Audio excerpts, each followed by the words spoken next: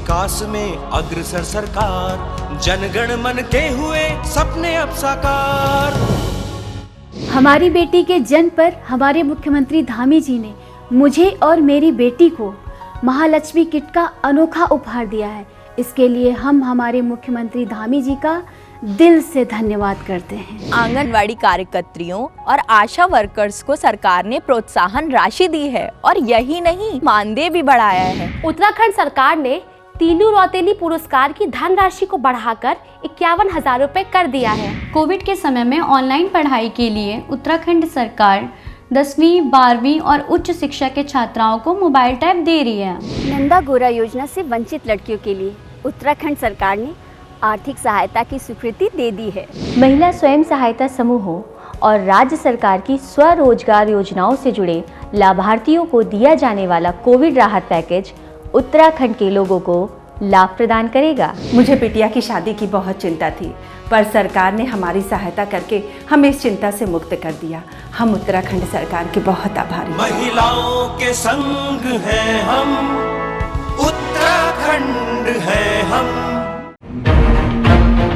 भारत माता की, हमारे देश के वीर जवानों की जय हिंद। हमारे देश के महान सेनानियों और सैनिकों के अमर बलिदान और उनके समर्पण को प्रणाम करते हुए मुख्यमंत्री पुष्कर सिंह धामी जी ने इनके सम्मान में महत्वपूर्ण निर्णय लिए हैं। उत्तराखंड से द्वितीय विश्व युद्ध की वीरांगना एवं वेटरन की पेंशन को 8,000 रूपए से बढ़ाकर अब प्रतिमाह 10,000 रूपए कर दिया गया है। सैनिकों और पूर्व सैनिकों के बच्चों के लिए छात्रावास, हरिद्वार में स्वतंत्रता संग्राम सेनानी सदन का निर्माण, शहीद हुए सैनिक और अर्धसैनिक बलों के आश्रितों की अनुदान राशि 10 लाख से 15 लाख रुपए करने जैसी महत्वपूर्ण घोषणाएं हमारे वीर सैनिकों और उनके परिवारों के लिए उत्तराखंड सरकार का समर्पित प्रयास है। सैनिकों के संग हैं हम, उत्तराखंड है हम।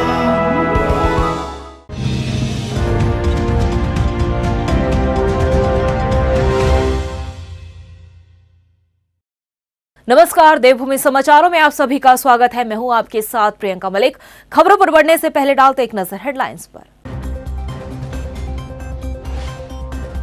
संविधान दिवस के मौके पर सीएम धामी ने दी प्रदेशवासियों को शुभकामनाएं। कहा, भारत आज विश्व का सबसे बड़ा लोकतंत्र, संविधान से मिली एक अलग पहचान।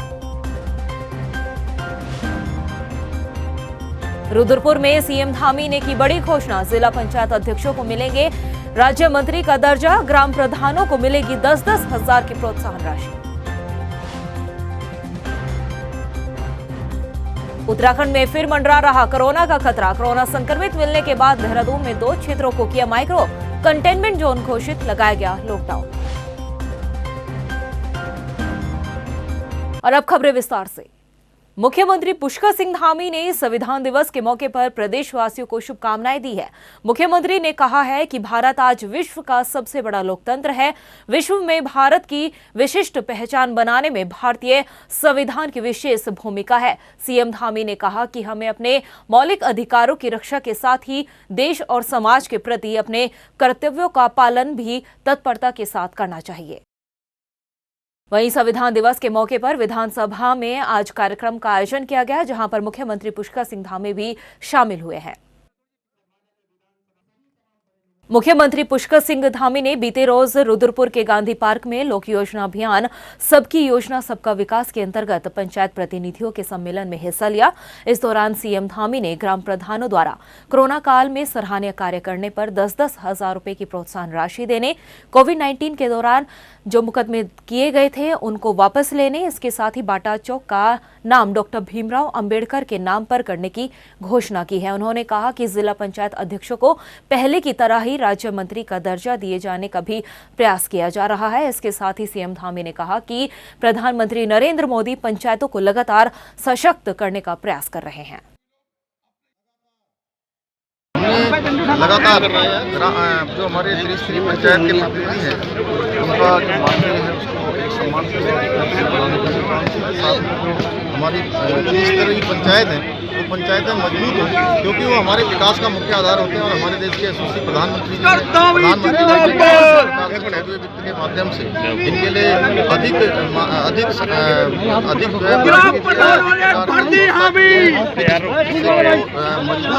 और सीधे जनता को। मैं इससे पंचायत जनप्रतिनिधियों के सम्मेलन में मैं उत्तराखंड सरकार की तरफ से समस्त प्रतिनिधियों को बहुत बहुत शुभकामना देता हूँ, बधाई देता हूँ।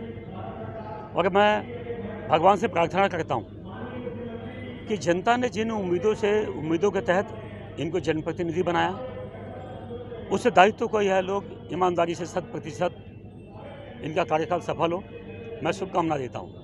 और यह नेता आज छोटी इकाई के जनप्रतिनिधि हैं, पंचायतों के जनप्रतिनिधि हैं। कल भगवान इनको विधायक बनाए, सांसद बनाए, मंत्री बनाए, इनको मुख्यमंत्री बनाए। मैं इनके उज्जवल भविष्य की कामना करता हूं। प्रदेश में कोरोना का कहर एक बार फिर से मंडराने लगा है। लंबे समय के बाद देहरादून में फिर से 2 क्षेत्र माइक्रो कंटेनमेंट जोन घोषित किए गए हैं। सहस्त्रधारा रोड स्थित तिब्बत कॉलोनी में 7 लोग कोरोना संक्रमित पाए गए। वहीं पुलिस, जिला प्रशासन और स्वास्थ्य विभाग की टीम क्षेत्र और संक्रमित मरीजों की निगरानी कर रही है। जिलाधिकारी डॉक्टर आर राजेश कुमार ने बताया कि जिले में Indira Gandhi national academy old hostel FRI और सहस्त्रधारा रोड स्थित तिब्बत कॉलोनी में कोरोना संक्रमित मिलने के बाद दोनों जगहों को कंटेनमेंट जोन घोषित कर दिया गया है। फिलहाल प्रदेश में सक्रिय मरीजों की संख्या 157 हो गई है। कि 5 केसेस फिलहाल आए हैं तिब्बतियन कॉलोनी। एक पर्टिकुलर बिल्डिंग है G2B19 जो डाइकलिंग सहस्त्रधारा रोड कुल्हान में बिल्डिंग है, वहाँ पे 5 केसेस पाए गए हैं। उस पर्टिकुलर बिल्डिंग को भी हम लोग अभी माइक्रो कंटेनमेंट जोन हम लोग घोषित करेंगे। नैनीताल में भाजपा कार्यकर्ताओं ने केंद्र और प्रदेश सरकार के आह्वान पर हर घर भाजपा घर घर भाजपा के तहत अपना अभियान शुरू कर दिया है, जिसमें कार्यकर्ताओं ने अभियान के तहत पत्रक, पोस्टर और झंडा वितरण किया। इसके साथ ही भाजपा कार्यकर्ता द्वारा आम जनता को बीजेपी की सभी योजनाओं की जानकारी भी दी गई है। आज हर घर भाजपा के अभियान के तहत रुकुट और धूपाली कोठी के जनसंपर्क अभियान में हैं और इस अभियान के तहत हम जो है इस अभियान के तहत हम मोदी जी की जो कल्याणकारी योजना है केंद्र की, वह राज्य सरकार की, धामी सरकार की जो कल्याणकारी योजना है, उन योजनाओं के तहत हम आज विस्तार से जो है सबको बता रहे हैं। कुमाऊं में पुलिस महकमा नशे के खिलाफ अलर्ट मोड पर दिखाई दे रहा है। युवाओं में बढ़ रहे नशे की लत को देखते हुए कुमाऊं में नारकोटिक्स स्ट्राइक अभियान चलाया जा रहा है। नैनीताल जिले में पुलिस ने कई जगहों पर रेड भी की, जिसमें 24 घंटे के अंदर 30 ग्राम स्मैक और 6 लोगों को गिरफ्तार किया गया है।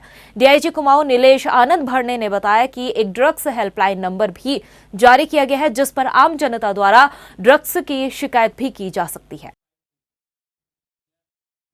ये नशे को लेकर जो है लगातार जो है वो कार्रवाई भी चल रही, शिकायत भी आ रही और काफ़ी बड़ी मात्रा में जो है कुमाऊं में जो है, चाहे जेलों के माध्यम से हो या और भी जो कई ऐसे युवाओं में भी जो पकड़े जा रहे हैं, तो कुछ युवाओं भी उसमें संलिप्त पाए जा रहे हैं। तो इसमें जो है लगातार पुलिस जो है रेड कर रही है। सभी ज़िलों में कुमाऊं के जो है लगातार जो है अलग अलग नाम से हम अभियान चला रहे हैं। अभी नैनीताल ने जो है नार्को स्ट्राइक अभियान चलाया, जिसमें 24 घंटे के अंदर हमने जो है 30 ग्राम से ज़्यादा की स्मैक पकड़ी है और 6 अभियुक्तों को गिरफ्तार किया है। ऑपरेशन क्रैकडाउन चंपावत में चल रहा है। इसमें जो है एक हमने साइबर हेल्पलाइन नंबर जो है 9412029536 एक ड्रग्स हेल्पलाइन नंबर जारी किया है। अगर किसी को कुछ शिकायत है और कोई गोपनीय सूचना देना चाहता है तो वो इस नंबर पर दे सकता है। और अब बात 22 की बिसात की। मिशन 2022 को लेकर इस बार भाजपा 60 पार का दावा तो कर रही है, लेकिन ये आंकड़ा छूना बीजेपी के लिए इतना आसान नहीं होगा। वो इसलिए क्योंकि 2 दिन तक चली चुनाव संचालन समिति की बैठक में जो दावे भाजपा ने किए हैं, उनकी सियासी पटकथा की तस्वीर कुछ और ही निकलकर सामने आ रही है। देखिए खास रिपोर्ट। मिशन 2022 को फतेह करने के लिए चुनावी शंखनाद कर चुकी बीजेपी ने इस बार चुनाव में 60+ का नारा दिया है, लेकिन 2 दिन तक चली चुनाव संचालन समिति की बैठक का आंकलन करने के बाद बीजेपी के लिए ये राह आसान नहीं दिख रही। इस बात का दावा हम इसलिए कर रहे हैं क्योंकि 2 दिन की इस बैठक में बीजेपी ने अपनी तैयारियों की पटकथा को मीडिया के समक्ष तो रखा, लेकिन ना तैयारियां क्लियर दिखी और ना ही उम्मीदवारों के चयन को लेकर ही बात बन पाई कि कौन कहां से चुनाव लड़ेगा। पदाधिकारियों की नाराजगी पर पार्टी के दिग्गज बोलने से कतराते दिखे। वो अलग बात है कि बावजूद इसके बीजेपी का ये नारा नेताओं की जुबान पर बरकरार है कि भाजपा इस बार 60 पार। हमारा जो पदाधिकारी है और पार्टी का कार्यकर्ता है, सभी का जो इंटरेस्ट है वो इंटरेस्ट मन में रखते हुए हम काम कर रहे हैं, तो ऐसा कोई प्रॉब्लम नहीं।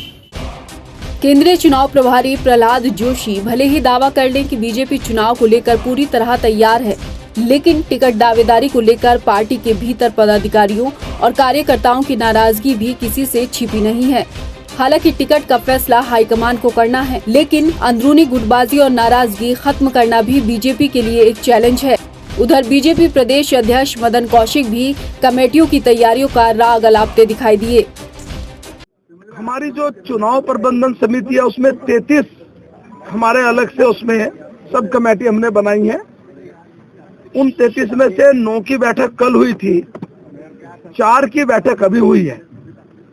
उन चारों में विशेष रूप से घोषणा पत्र है, विशेष संपर्क अभियान है और एक उसमें जो प्रबंधन का काम है एक वो है। अभी हम लोगों ने तय किया है कि जो हमारा विशेष संपर्क अभियान है, इसमें जो हमारे प्रदेश की टीम है वो इस विशेष संपर्क अभियान की समिति विधानसभाओं तक लेकर जाएंगे। भले ही बीजेपी ग्रास रूट लेवल पर तैयारियों का दावा कर ले, लेकिन भीतर घात मचे घमासान को शांत किए बिना पार्टी कैसे 60 पार का आंकड़ा पार करेगी, ये बात समझ से परे है। चुनाव प्रबंधन समिति की इतनी बड़ी बैठक में उम्मीदवारों के चयन पर मंथन न होना भी अपने आप में एक बड़ा सवाल है।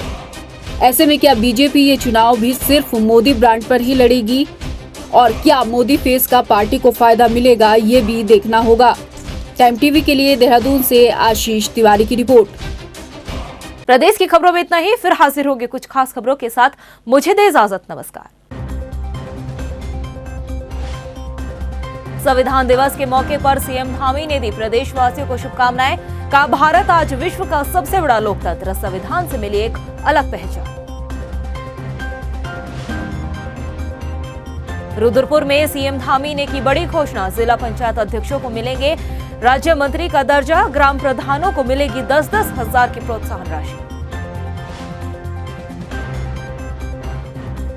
उत्तराखंड में फिर मंडरा रहा कोरोना का खतरा, कोरोना संक्रमित मिलने के बाद देहरादून में 2 क्षेत्रों को किया माइक्रो कंटेनमेंट जोन घोषित, लगाया गया लॉकडाउन।